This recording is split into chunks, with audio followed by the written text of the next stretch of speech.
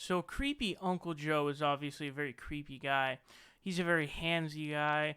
He's very weird in his touching with children as well as grown women. There are example after example of this. Okay, seriously, there's example after example of this. So there's the one where it's a kid who he's like sniffing her hair and she's like pulling back her head because that's totally inappropriate. And then there's a literal like little child basically, and I think he sniffs her hair, and then his hand is like a couple inches away from her nipple, which is totally unacceptable, disgusting, horrifying. And there's so many. I even saw a video of him like he like grabs like the chin of a grown woman, and she's like pulls back her head, and it's just wow, man. Like that's the type of. I was like, wow, dude. There's something wrong with this guy. And there's still lip shits who are defending him for some reason. It's really crazy how people are.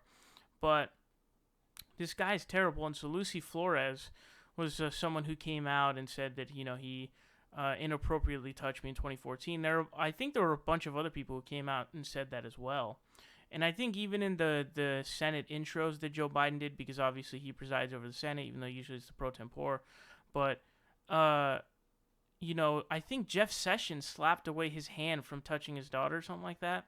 So it's pretty crazy. So he's actually been making jokes about this, guys. Like he's made this like a laughing matter as if this is some kind of a joke.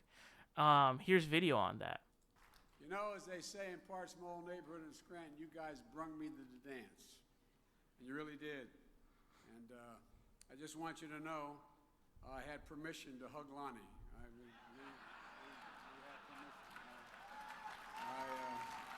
Crowd is cheering.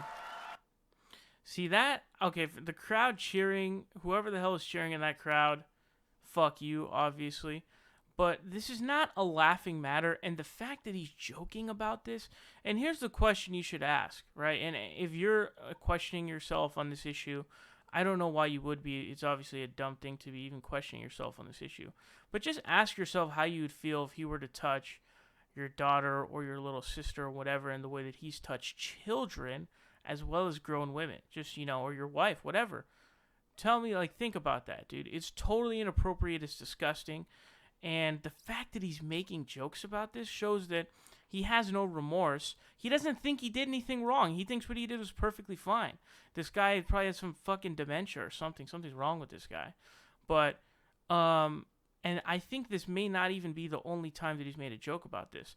And also, by the way, I want to mention his apology he gave was a total bogey apology, because it wasn't really an apology. It was what he said is, oh, like the social norms are changing or something like that. No, it's never been the social norm to touch children or women like that. No, it's not. Stop. That's a lie, and it's a dumb tactic. So this article says Lucy Flores, a former Nevada state legislator who accused Joe Biden of inappropriate touching at an event in 2014, said Monday the former vice president's recent jokes on the matter are, quote, incredibly disrespectful.